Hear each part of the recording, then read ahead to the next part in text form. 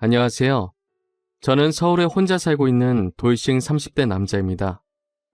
여러분들에겐 첫사랑의 기억이 어떻게 남아있나요?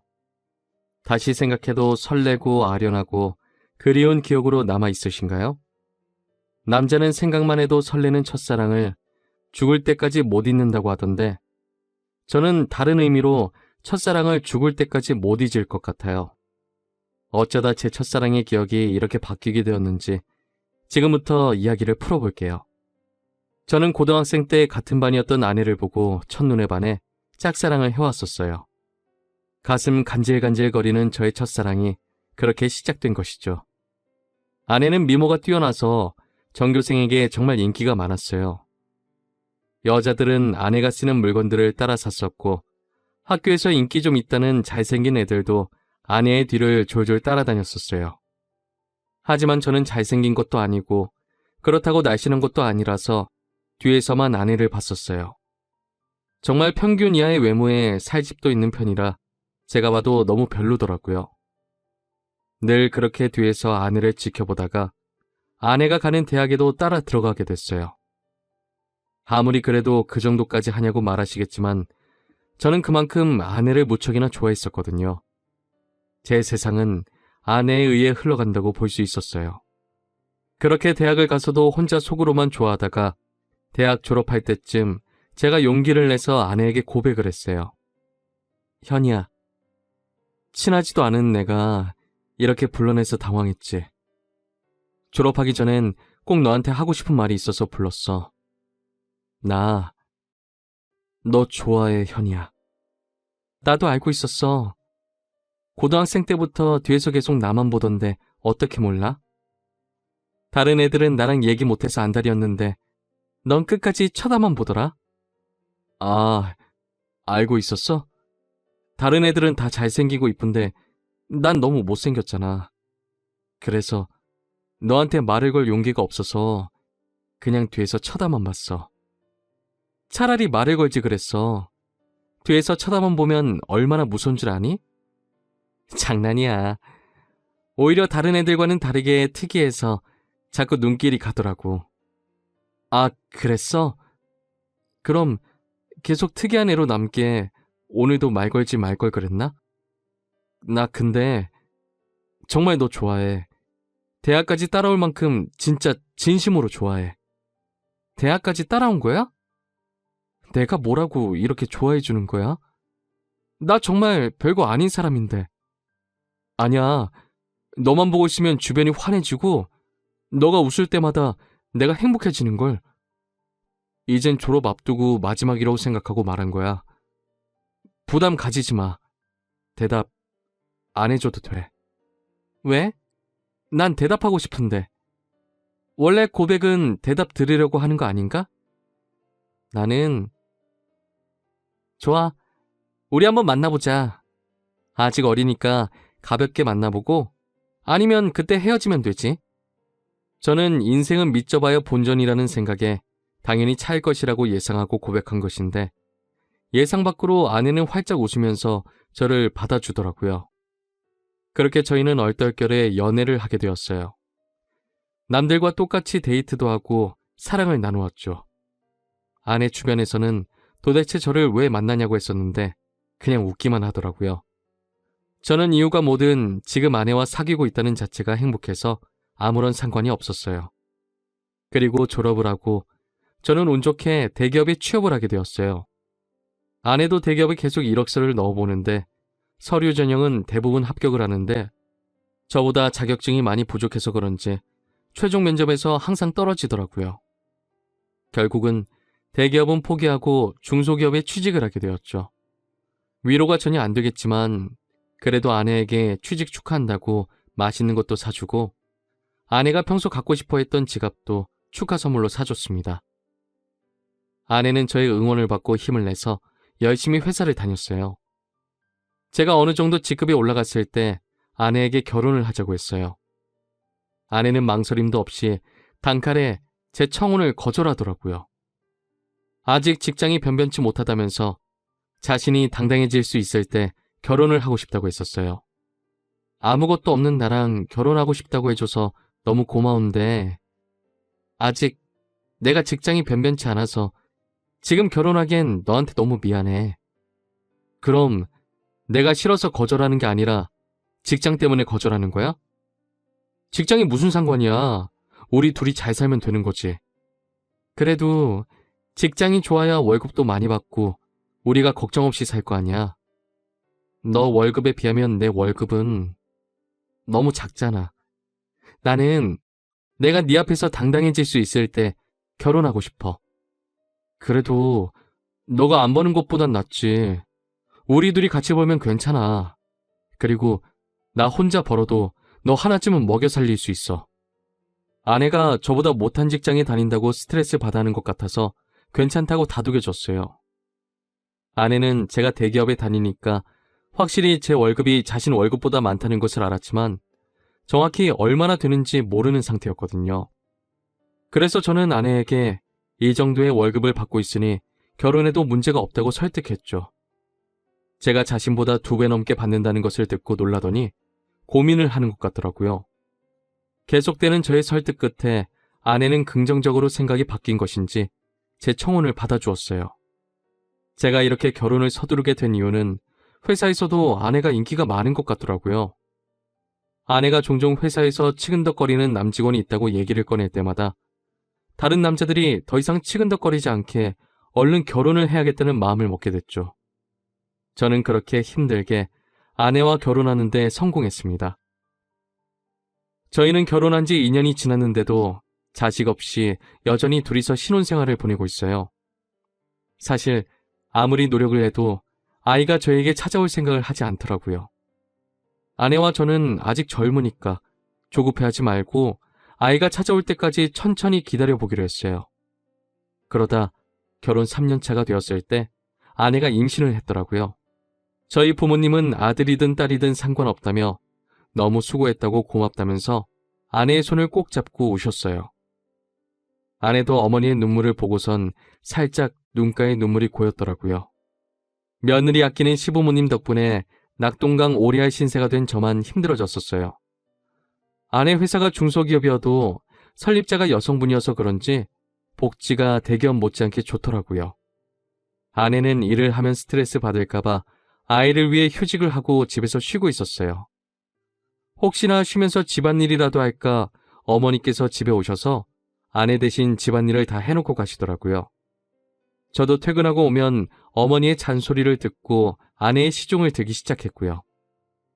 아내 시중을 들면서도 저는 태어날 아이 생각에 하나도 힘들지 않았고 행복했어요. 저희는 아들, 딸 구애받지 않으려고 병원에 검진을 가도 성별을 알려고 하지 않았어요. 출산하고 아이를 보러 신생아실에 갔는데 아내를 아주 쏙 빼닮은 귀여운 딸이더라고요. 엄마를 닮아서 그런지 아이의 얼굴이 벌써 완성형이라고 호들갑 떨었다가 아내한테 주책이라면서 벌써 딸바보 됐냐고 등짝 한 대 맞았네요. 아내 손이 매운 편인데 저는 그날 아무리 맞아도 아프지가 않고 오히려 간지러웠어요. 이래서 다들 딸 낳으면 딸바보가 되는 건가 보다 싶더라고요. 딸이 태어난 지 이제 1년이 넘어가기 시작했을 때 저는 집 앞에서 충격적인 장면을 목격하게 됐습니다. 제가 직급이 올라가면서 회의다 뭐다 여기저기 불려다니다 보니 정시 퇴근하는 아내가 항상 저보다 먼저 집에 와 있었어요. 그런데 제가 몸이 안 좋은 것 같아서 회의에 참석하지 못하고 집에 바로 온 적이 있었어요. 차를 주차하고 내리려고 가방을 챙기는데 어떤 차에서 내리는 아내가 보이더라고요. 아내는 운전면허가 없어서 항상 제가 데려다 주거나 대중교통을 이용해서 출퇴근을 했었거든요. 저는 처음엔 동료가 데려다 준 거라고 생각하고 신경을 쓰지 않으려고 했었어요. 그런데 아내가 집에 들어가려고 할 때 남자가 차에서 내리더니 아쉽다는 듯 아내의 손을 잡더라고요. 저는 내리려고 손잡이에 올린 손을 떼고 그 모습을 어처구니 없이 쳐다보고 있었어요. 아내는 남자를 보면서 웃고 있고 남자는 잡은 손을 앙탈 부리듯이 흔들고 난리도 아니더라고요. 다른 사람이 보면 그 둘이 부부인 줄 알겠더라고요. 하필이면 제 차가 입구 정면에 주차하고 있어서 제 블랙박스에 그 장면이 그대로 다 찍혔었어요. 저는 차 안에서 나오지 않고 아내가 들어간 후에도 그 장면만 계속 돌려보고 있었어요. 잘못 생각한 거라고 현실을 부정하려 했지만 보면 볼수록 외도가 맞는 것 같아서 화가 나더라고요. 더 확실한 증거를 잡아야겠다는 생각에 저는 집으로 바로 들어가지 않았어요. 차 안에서 쉬다가 원래 제가 퇴근하던 시간에 맞춰서 집에 들어갔죠. 아내가 웃으면서 저한테 왔냐고 말하는데 온몸에 소름이 돋았어요. 저는 아무것도 못 본 사람 마냥 아내에게 평소와 다를 것 없이 똑같이 대했었어요. 아내가 음식을 하는 동안 혹시나 다른 증거들이 나오지 않을까 싶어서 아까 아내가 입고 있었던 코트를 뒤졌는데 아무것도 나오지가 않더라고요. 저는 아내가 잘 때 휴대폰을 몰래 확인해 보기로 마음먹었습니다. 아내가 먼저 잠든 것을 확인하고 휴대폰을 들고 조용히 거실로 나왔어요. 잠금이 걸려 있었는데 비밀번호가 딸 생일이더라고요. 저는 고민할 것도 없이 제일 먼저 카카오톡을 들어가 보았어요. 전부 회사 직원들과의 단톡이나 제가 알고 있는 고등학교 친구들과의 단톡이었는데 유일하게 한 사람만 개인톡을 하고 있더라고요. 저장명도 심상치 않은 게 제 직감으로는 이 사람이 아까 아내를 데려다 준 사람이라고 생각했죠. 개인톡을 들어가 보니 역시나 제 예감이 딱 들어맞았더라고요. 아내가 저랑 연애했을 때보다 그 사람이랑 더 달달하게 카톡을 주고받았어요. 그런데 두 사람이 사귄 지가 꽤나 오래된 사이였던 것 같았어요. 같이 데이트하면서 찍은 음식 사진에 남자가 살짝 걸려있는 사진들과 대놓고 찍은 커플 사진들도 있길래 모조리 제 휴대폰으로 옮겨놓았어요. 그리고 다음날 아침밥을 먹으면서 아무렇지 않은 표정으로 평소 대화하듯 아내에게 이혼 서류를 준비하라고 했어요. 아내는 잘못 들은 건가 싶은 표정으로 갑자기 무슨 소리냐고 하더라고요. 저는 아무 말 하지 않고 커플 사진을 아내의 폰으로 전송했어요. 방금 내가 당신한테 사진을 하나 보냈는데 그게 우리 이혼 사유야. 그러니까 군말 없이 퇴근하면 이혼 서류 준비하고 당신 짐 싸놓고 있어. 여보, 내가 미안해. 다신 안 그럴게. 잘못했어. 내가 당장 그 남자 정리할게. 우리 딸을 봐서라도 이 엄마는 안 돼. 엄마는 아빠 없는 애로 키울 수 없잖아. 안 그래? 그걸 아는 사람이 남편 두고 이렇게 딴 남자를 만나고 있었던 거야? 저번에 친구랑 저녁 먹고 온다고 했던 날도 그 남자랑 먹었더라? 그땐 정말 아무 사이 아니었어. 그날은 둘 다 상사한테 엄청 혼나고 퇴사 고민할 만큼 힘들길래 같이 저녁 먹으면서 하소연하고 헤어진 게 다야. 진짜야. 거짓말 치지 마. 내가 그전 대화까지 안 봤을 것 같아? 내가 사진만 대충 본 줄 아는 거냐고. 대화 내용까지 다 봤는데 왜 거짓말 치는 거야? 나도 모르겠어. 이렇게 거짓말 해서라도 당신 잡고 싶었나 봐. 내가 잘못했어. 나를 욕해도 좋아. 그런데 이혼만은 절대 안 돼, 여보. 그래? 그럼 지금 그놈이랑 당장 헤어져. 그렇지 않으면 난 무슨 짓 할지 몰라. 당신 회사에 불륜 증거 다 뿌리고 이혼할 수도 있어. 아내는 회사에 불륜 사실을 알리겠다고 하니 당장 그 남자에게 전화해서 이별을 통보하더라고요.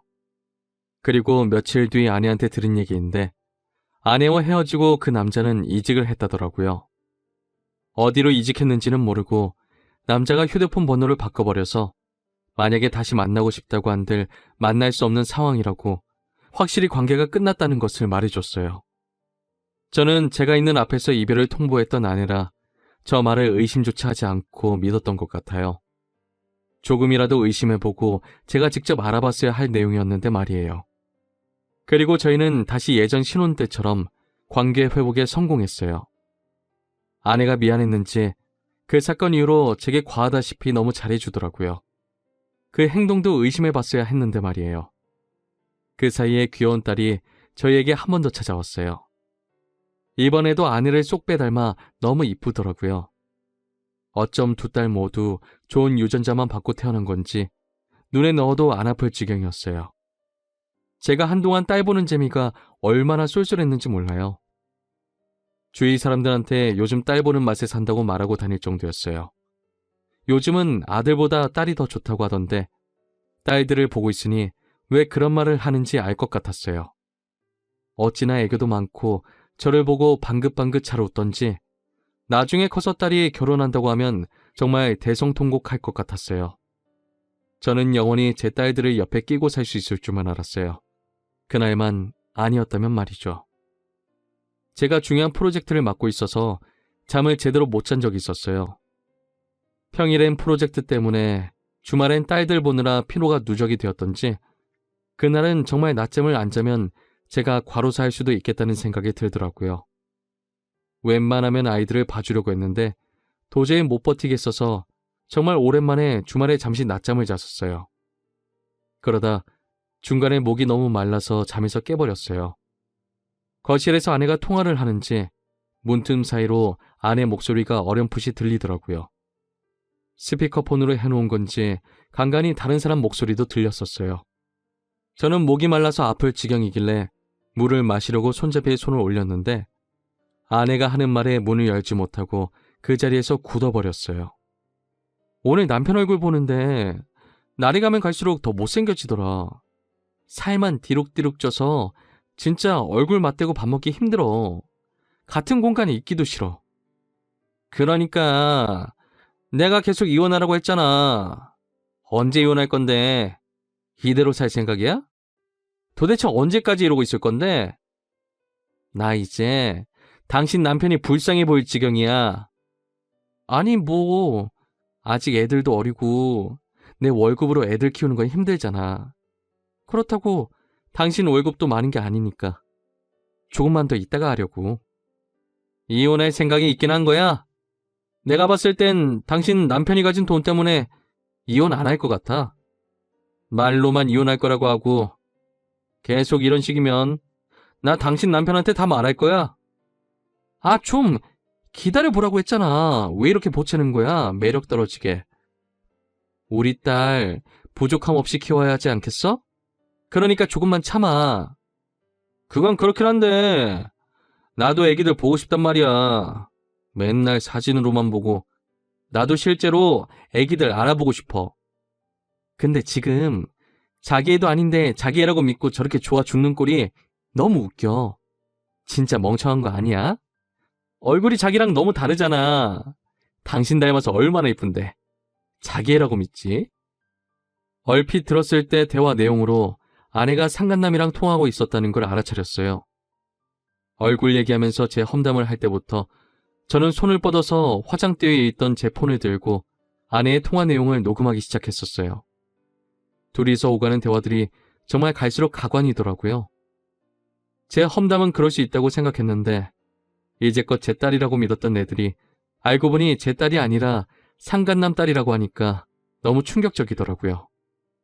저는 들고 있던 폰을 바닥에 떨어뜨렸고 그 소리에 아내가 놀랐는지 황급히 전화를 끊더니 방문을 열고 불을 켜더라고요. 불을 켜자마자 바로 앞에 서 있던 저를 발견하고 놀라서 소리를 지르더라고요. 여보, 당신 언제부터 여기 있었어? 혹시 내가 통화하는 거 들은 거야? 어디서부터 들었어? 다 들었어? 너 당장 내 집에서 나가. 더 이상 네 목소리 듣고 싶지 않으니까. 아무 말 하지 말고 지금 조용히 그대로 문 열고 나가. 여보, 이거 오해야. 내 말 좀 들어봐, 어? 당신이 지금 어디서부터 뭘 들었든 다 오해야. 그러니까 이거 드라마 얘기야. 내가 요즘 보는 막장 드라마 있는데 그 얘기하는 거였어. 내가 방금 분명히 당신 목소리 듣고 싶지 않다고 말했을 텐데. 나가. 안 나가? 못 나가겠으면 내가 나가게 만들어줘? 아이들 데리고 당장 나가! 여보, 내가 정말 미안해, 어? 나 여기서 절대 못 나가. 한 발자국도 안 나갈 거야. 여기서 나가면 정말 갈 곳이 없어. 그러니까 제발 한 번만 봐줘. 괜히 입만 아프게 더 말할 필요 없고 여기 있는 물건들 다 내 돈으로 산 거니까 그대로 두고 귀찮게 짐 쌀 필요 없이 몸만 나가면 되겠네. 아이들 데리고 나가. 내 인내심도 여기까지니까. 아내는 계속 나갈 수 없다면서 제 바지가랑이를 잡고 늘어지더라고요. 저희가 싸우는 소리에 놀란 애들도 울고불고 난리가 났었어요. 제 애가 아니라는 말을 들으니 더 이상 애들이 울든 말든 달래주고 싶지가 않았어요. 아이용품은 저희 집에 도왔자 필요가 없으니 대충 애들 집만 챙겨서 아내 손에 쥐어줬어요. 아내는 제가 쥐어진 가방을 던지고 못 간다면서 바닥에 들어 눕더라고요. 제가 경찰에 전화하는 신용을 하니 아이들을 데리고 나갔어요. 알고 보니 아내는 전에 저한테 들켰던 그 상간남과 계속 만나고 있었더라고요. 저번에 헤어졌다는 말도 거짓말이었고 이직을 했다는 말도 전부 거짓말이었어요. 그렇게 저를 속이고 둘은 뒤에서 만남을 이어갔던 거예요. 제 자식이라고 믿었던 딸들도 그 남자와 아내 사이에서 낳은 딸들이었던 거죠. 지금까지 저와 자신 사이에 아이를 낳고 싶지 않아서 피임약을 복용하고 있었더라고요. 아내는 상간남이 가진 게 쥐뿔도 없었는데 단지 얼굴 하나만 보고 만난 것이었어요. 저랑은 그저 돈을 많이 버니까 돈 때문에 계속 만나다가 결혼까지 하게 된 것이었죠. 저는 모든 사실을 알고 바로 변호사 선임해서 이혼 소송과 상간남 소송을 했어요. 아내와 상간남은 제게 당장 줄 돈이 없다고 미안하다고 빌더라고요. 여보, 내가 잘못했어. 당신이 이혼하라면 이혼해줄게. 우리 소송까지는 하지 말자, 어? 그래도 같이 살아온 세월이 있는데 합의 이혼으로 끝내면 안 될까? 정말 죄송합니다. 용서받지 못할 짓 한 거 알아요. 그치만 소송만은 하지 말아주세요.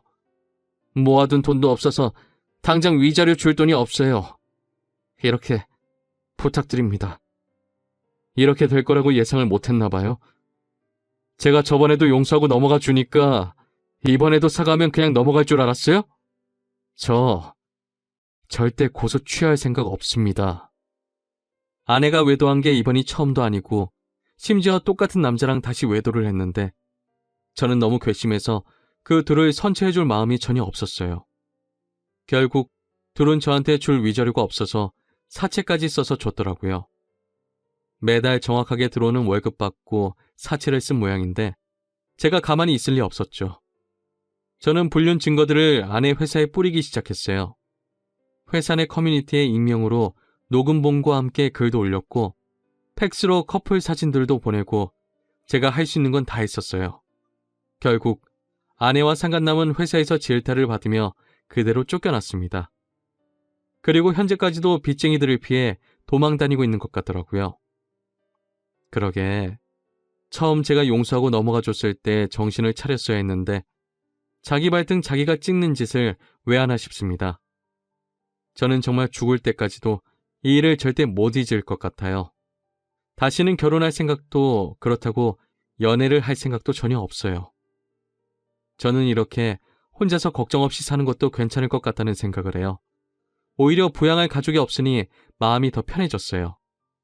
저희 어머니는 아직도 집사람이 바람펴서 이혼한 줄 모르고 계세요. 나이도 많으신데 혹시나 충격에 쓰러지실까봐 영원히 제 가슴에만 묻어두려고 합니다. 여러분들은 첫사랑의 기억이 꼭 이쁘게 남아있었으면 좋겠네요. 지금까지 제 이야기 들어주신 모든 분들께 감사합니다. 모두 가족들과 행복하고 따뜻한 겨울 보내시길 바랍니다.